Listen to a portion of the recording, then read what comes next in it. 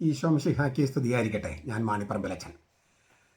ഇന്ന് ഓഗസ്റ്റ് 6 നമ്മുടെ കർത്താവ് ഈശോ മിശിഹായുടെ രൂപാന്തരീഭാവം തിരുനാളായി ആഘോഷിക്കുന്ന ദിവസമാണ്. നമ്മളതേക്കുറിച്ച് ധ്യാനിക്കുന്നതിന് മുമ്പ് ഇന്ന് ഓർമ്മിക്കപ്പെടുന്ന മറ്റ് വിശുദ്ധരുടെ പേരുകൾ ഒന്ന് പരിചയപ്പെടാം.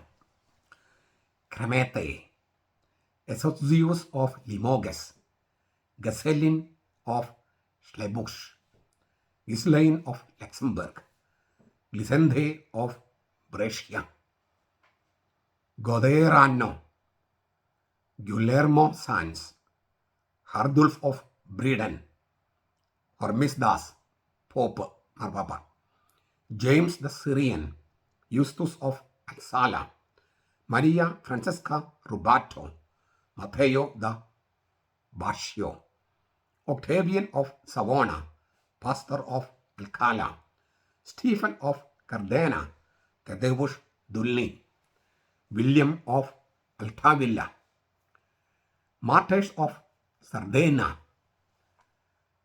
Martyrs in the Spanish civil war, സ്പെയിനിലെ ആഭ്യന്തര യുദ്ധത്തിൽ കൊല്ലപ്പെട്ട രക്തസാക്ഷികൾ, Alejandro Casare Menendez, Andrés സോത്തോ Carrera, Antoni Serra Hortal, Carlos Lopez Vidal, Francesc Vives ആൻഡിക്, Jose Gonzalez Ramos Campos, Jose Maria Polo Rayon, Jose Maria Recalde മഗുറേഗുയി,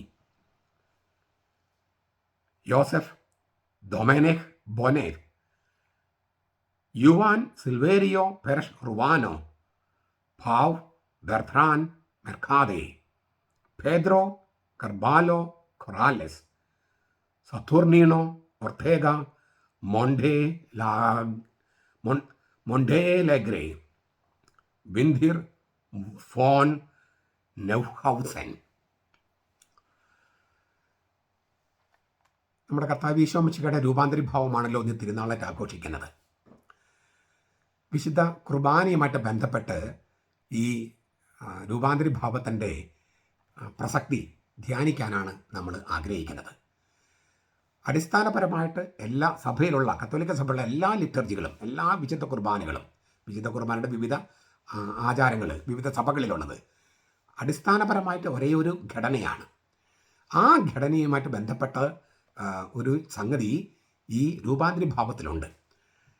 വിപരീത ദിശയിൽ രൂപാന്തരീഭാവത്തിൻ്റെ ആ ഘടനയിൽ നിന്നാണ് വിശുദ്ധ കുർബാനയുടെ ഘടന രൂപപ്പെട്ടത്. അത് മനസ്സിലാക്കാനുള്ള ഒരു ശ്രമമാണ് ഞാൻ പറയുന്നത്.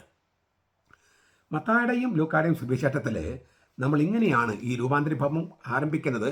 ആ വചനം ഇങ്ങനെയാണ് കാണുന്നത്: 6 ദിവസങ്ങൾക്ക് ശേഷം യേശു പത്രോസിനെയും യാക്കോബിനെയും അവൻ്റെ സഹോദരൻ യോഹന്നാനെയും കൂട്ടിക്കൊണ്ട് വളരെ ഉയർന്നൊരു മലയിലേക്ക് പോയി. 6 ദിവസങ്ങൾക്ക് ശേഷം. ലൂക്കായുടെ സുവിശേഷം ഇത് മത്തായി 17:1, മർക്കോസ് 9:2 ഞാൻ വായിച്ചത്. ലൂക്കാസിന്റെ സുവിശേഷത്തിൽ കാണുന്നത് ഇങ്ങനെയാണ്: ഈ ഭാഷണങ്ങൾ അവസാനിപ്പിച്ച് 8 ദിവസങ്ങൾക്ക് ശേഷം. 8 ദിവസങ്ങൾക്ക് ശേഷം. മത്തായിയും മർക്കോസും പറഞ്ഞു 6 ദിവസങ്ങൾക്ക് ശേഷം. ലൂക്ക പറഞ്ഞു ഈ ഭാഷണങ്ങൾ അവസാനിപ്പിച്ച് 8 ദിവസങ്ങൾക്ക് ശേഷം. ലൂക്ക 9:28. 6 ദിവസങ്ങൾക്ക് ശേഷം, 8 ദിവസങ്ങൾക്ക് ശേഷം. എന്താണ് ഈ 6 ദിവസം? പിന്നെ ലൂക്ക പറഞ്ഞ 8 ദിവസമാണ്. അപ്പോൾ ഇത് തമ്മിൽ വൈരുദ്ധ്യമുണ്ടോ? എന്തിൻ്റെ 6 ദിവസം കഴിഞ്ഞിട്ടാണ്? അത് നമുക്കറിയാം. കാസ്രിയ ഫിലിപ്പിയിൽ വെച്ച് യേശു ചോദിച്ചു, ഞാൻ ആരെന്നാണ് നിങ്ങൾ പറയുന്നത്? അതിന് ശിമയോൻ പത്രോസ് മറുപടി പറഞ്ഞു, നീ ക്രിസ്തുവാണ്, ദൈവത്തിൻ്റെ ക്രിസ്തു, ജീവനുള്ള ദൈവത്തിൻ്റെ പുത്രനായ ക്രിസ്തു. നീ ക്രിസ്തുവാണ്, ദൈവത്തിൻ്റെ ക്രിസ്തു, ജീവനുള്ള ദൈവത്തിൻ്റെ പുത്രനായ ക്രിസ്തു. ഇതാണ് ഉത്തരം. ഇതിൽ ആദ്യത്തെ ഭാഗമാണ് മർക്കോസ് എഴുതിയിരിക്കുന്നത്, നീ ക്രിസ്തുവാണ്. ലൂക്കാസ് എഴുതി അല്ലേ ദൈവത്തിൻ്റെ ക്രിസ്തു. മത്തായി അത് മുഴുവനായിട്ട് എഴുതി, ജീവനുള്ള ദൈവത്തിൻ്റെ പുത്രനായ ക്രിസ്തുവാണ്. ഈ വിശ്വാസ പ്രഖ്യാപനം അത് നടന്നത് യഹൂദരുടെ യോം കിപ്പുർ എന്ന് പറയുന്ന, യോം കിപ്പുരും എന്നൊക്കെ പറയും, പാപപരിഹാര ദിനം എന്ന തിരുനാൾ ദിവസമാണ്. അന്ന് മാത്രമാണ് മഹാപുരോഹിതന് യാഹ്വേ എന്ന ദൈവനാമം ഉച്ചരിക്കാനുള്ള അവകാശമുണ്ടായിരുന്നുള്ളൂ. ആണ്ടുവട്ടത്തിൽ ഒരിക്കൽ. അത് യോം കിപ്പുരിം എന്ന് ഹീബ്രു ഭാഷയിൽ പറയുന്ന പാപപരിഹാര ദിനത്തിലാണ്. അതിൻ്റെ സെറമണി എല്ലാം നിങ്ങൾക്ക് ലേവ്യരുടെ ഗ്രന്ഥം 16-ാമത്തെ അധ്യായത്തിൽ വായിക്കാം. പാപപരിഹാര ദിനത്തിൽ എന്തെല്ലാം കാര്യം ചെയ്തിരുന്നു. അന്ന് യാഹ്വയുടെ നാമം ഉച്ചരിക്കാൻ മഹാപുരോഹിതന് അനുവാദമുണ്ടായിരുന്ന ആ ദിവസം, അന്നാണ് പുതിയ നിയമത്തിൽ മഹാപുരോഹിതനായ യേശുവിനോട് ചേർന്ന് ആ മഹാപുരോഹിതനായ യേശു അഭിഷേകം ചെയ്ത് സഭയുടെ ആദ്യത്തെ മാർപ്പാപ്പിയാക്കിയ പത്രോസ് പറയുന്നത്, നീയാണ് ജീവനുള്ള ദൈവത്തിൻ്റെ പുത്രനായ ക്രിസ്തു. ആ വിശ്വാസ പ്രഖ്യാപനം കഴിഞ്ഞ് 6 ദിവസങ്ങൾക്ക് ശേഷം ഈ പാവപരിഹാര ദിനം കഴിഞ്ഞിട്ട് 8 ദിവസം നീണ്ടു നിൽക്കുന്ന ഒരു തിരുനാളാണ് കൂടാര തിരുനാൾ. പാവപരിഹാര ദിനം കഴിഞ്ഞ് പിന്നെ 8 ദിവസം നീണ്ടു നിൽക്കുന്ന തിരുനാൾ. ആ 8 ദിവസം നീണ്ടു നിൽക്കുന്ന തിരുനാളാണ് സൂചിപ്പിക്കുന്നത് 6 ദിവസങ്ങൾക്ക് ശേഷം. ലൂക്കാസ് പറഞ്ഞത് ഈ പ്രഭാഷണങ്ങൾക്ക് ശേഷം 8-ാം ദിവസം. അപ്പോൾ 6 ദിവസങ്ങൾക്ക് ശേഷം അവിടെ കൊണ്ടുപോയി 2 ദിവസം പ്രഭാഷണം, അതിന് 8-ാം ദിവസത്തിലാണ് രൂപാന്തരീഭാവം. അപ്പോൾ ഇത് തമ്മിൽ യാതൊരു വൈരുദ്ധ്യവുമില്ല. ഈ രൂപാന്തരീഭാവത്തിൽ സംഭവിക്കുന്ന കാര്യം പറയുന്നതിന് മുൻപ് ഒരു കാര്യം കൂടി ഞാൻ പറയട്ടെ. പത്രോസിൻ്റെ വിശ്വാസ പ്രഖ്യാപനം, പിന്നെ 6 ദിവസം കഴിഞ്ഞിട്ട് 2 ദിവസം യേശുവിൻ്റെ പ്രഭാഷണങ്ങൾ, വീണ്ടും ഭാഷണങ്ങൾ, എന്നിട്ട് രൂപാന്തരീഭാവം. നിങ്ങൾക്ക് പെട്ടെന്ന് കാര്യങ്ങൾ മനസ്സിലാകുന്നില്ലേ കുർബാനയുമായിട്ട് ബന്ധപ്പെട്ട്? ആദ്യം പ്രഭാഷണം, അതായത് വചന ശുശ്രൂഷ, എന്നിട്ട് വിശ്വാസ പ്രമാണം. പത്രോസ് വിശ്വാസ പ്രഖ്യാപനം നടത്തിയതുപോലെ വിശ്വാസ പ്രഖ്യാപനം. അത് കഴിഞ്ഞിട്ട് ഇതാ ബലിപീഠത്തിലേക്ക് കയറുകയാണ്, മധുബകയിലേക്ക് കയറുകയാണ്, വളരെ ഉയർന്ന മലയിലേക്ക് കയറുകയാണ്. ഞാൻ ഒന്നുകൂടി പറയാണ്, ഈ 6 ദിവസങ്ങൾക്ക് ശേഷം, പത്രോസിന്റെ വിശ്വാസ പ്രഖ്യാപനത്തിന്റെ 6 ദിവസങ്ങൾക്ക് ശേഷം,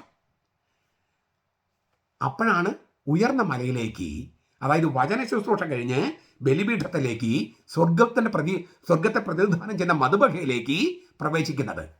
അവിടെ യേശു സ്വർഗവാസികളുമായിട്ട് വരികയാണ്. മോശയും ഏലിയായും അവർക്ക് ജീവിച്ചിരിക്കുന്നതാണ് ഇതിലൂടെ വെളിപ്പെടുന്നത്. അവർ സംസാരിക്കുകയാണ്. എന്തിനെക്കുറിച്ചാണ് സംസാരിക്കുന്നത്?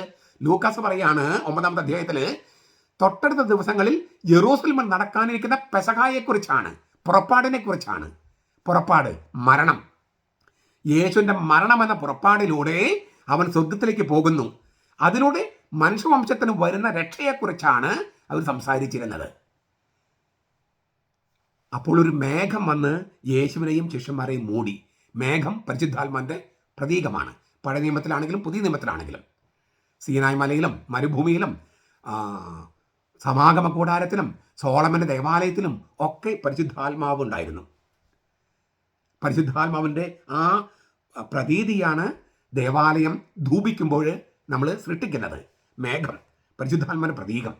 അവിടെ ഈ മേഘത്തിൽ നിന്നാണ് പിതാവായ ദൈവം സംസാരിക്കുന്നത് പുത്രനോടും ആ 3 ശിഷ്യന്മാരോട്.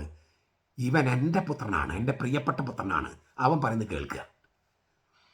ഇനി ആ രൂപാന്തരി ഭാവം ഒന്നുകൂടി നോക്കുക. യേശു, മോശെ, ഏലിയ, മേഘത്തിൽ പരിശുദ്ധാത്മാവ്, ആ പരിശുദ്ധാത്മാവിൽ നിന്നുകൊണ്ട് പിതാവായും സംസാരിക്കുന്നു. സ്വർഗത്തിൻ്റെ പ്രതീതിയാണത്. വെട്ടിത്തിളങ്ങുന്നു, ഒരു അലക്കുകാരനും വെളുപ്പിക്കാൻ പറ്റാത്ത വിധം വെണ്മയായി തീർന്നു എന്നെല്ലാം മർക്കോസ് എഴുതുന്നത്. അതായത് അവർ കണ്ട കാര്യം വർണ്ണിക്കാൻ അത്ര എളുപ്പമല്ല. ഈ ഒരു ചിത്രമാണ് മധുബഹ, അല്ലെങ്കിൽ നമ്മളെ ഈ ബലിപീഠത്വം എന്ന് പറയുന്ന സാങ്ക്തും സാങ്ക്തോരും, അതിവിശുദ്ധ സ്ഥലം എന്ന് പറയുന്നത്. അതിന് കുറച്ച് താഴെയായിട്ടാണ് പത്രോസ്, യാക്കോബ്, യോഹന്നാൻ. പുതിയ നിയമത്തിലെ യേശു വാഴിച്ച പുരോഹിതന്മാരാണ്. അത് കഴിഞ്ഞ് കുറേ കൂടി താഴ്വാരത്തിലാണ് മറ്റ് 9 ശിഷ്യന്മാർ. അവിടെയാണ് ജനം കാത്തു നിൽക്കുന്നത്. അപ്പോൾ ഈ പറയുന്ന ജനങ്ങൾ, 9 ശിഷ്യന്മാർ, 3 ശിഷ്യന്മാർ, സ്വർഗത്തിലെ സ്വർഗവാസികൾ, യേശു, പരിശുദ്ധാത്മാവ്, പിതാവ്. അപ്പോൾ വിശ്വാസപ്രഖ്യാപനം കഴിഞ്ഞ്, വിശ്വാസപ്രമാണം ചൊല്ലിക്കഴിഞ്ഞ്, വചനശുശ്രൂഷ കഴിഞ്ഞ് വിശ്വാസപ്രമാണം ചൊല്ലി മധുബകയിലേക്ക് പ്രവേശിക്കുകയാണ്, അതിവിശുദ്ധ സ്ഥലത്തേക്ക് പ്രവേശിക്കുകയാണ്, വളരെ ഉയർന്ന മലയിലേക്ക് പ്രവേശിക്കുകയാണ്. അവിടെ ദൈവവുമായുള്ള കൂടിക്കാഴ്ച, ഉത്ഥാനം ചെയ്ത കർത്താവുമായുള്ള കൂടിക്കാഴ്ച. അവർ സംസാരിക്കുന്നതിനെ കുറിച്ചാണ്, യേശുവിൻ്റെ മരണത്തെക്കുറിച്ചാണ്. അപ്പോൾ വചന ശുശ്രൂഷ, ഭാഷണങ്ങൾ, വിശ്വാസ പ്രഖ്യാപനം, മരണത്തെക്കുറിച്ചുള്ള സംസാരം, രൂപാന്തരീഭാവം, തിരുവുത്ഥാനത്തിൻ്റെ ഒരു മുന്നാസ്വാദനം. അതായത് യേശുവിൻ്റെ ഈ മനുഷ്യത്വം എന്ന തിരശ്ശീല പതുക്കെ ഒന്ന് പൊക്കുകയാണ്, ഒന്ന് മാറ്റുകയാണ്. യേശുവിൻ്റെ മനുഷ്യത്വം എന്ന തിരശ്ശീല മാറുമ്പോൾ ഈ 3 ശിഷ്യന്മാർ യേശു ദൈവമാണെന്ന് തിരിച്ചറിയുകയാണ്.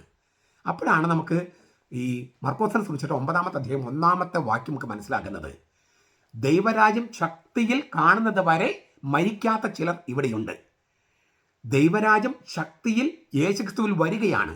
ദൈവരാജ്യം എന്ന് വെച്ചാൽ ദൈവം യേശുവിൽ സന്നിഹിതനാണ്, അത് ശക്തിയിൽ വരികയാണ്. അതാണ് രൂപാന്തരീഭാവം. ഞാൻ ഒന്നുകൂടെ പറയാം, യേശുവിൻ്റെ മനുഷ്യത്വം എന്ന തിരശ്ശീല പതുക്കൊന്ന് മാറ്റുകയാണ്. അപ്പോൾ യേശുവിൻ്റെ ദൈവത്വം വെട്ടിത്തിളങ്ങുകയാണ്. അപ്പോഴാണ് പത്രോസ് പറയുന്നത്, നമുക്ക് 3 കൂടാരങ്ങൾ പണിയാം. ലൂക്കായുടെ സുവിശേഷത്തിൽ 16-ാമത്തെ അധ്യായത്തിൽ നിങ്ങളവർ നിത്യകൂടാരങ്ങളിലേക്ക് സ്വീകരിക്കുമെന്ന് പറയുന്നുണ്ട്. ആ നിത്യകൂടാരങ്ങളുടെ ഓർമ്മയാണ് പത്രോസിന് വരുന്നത്.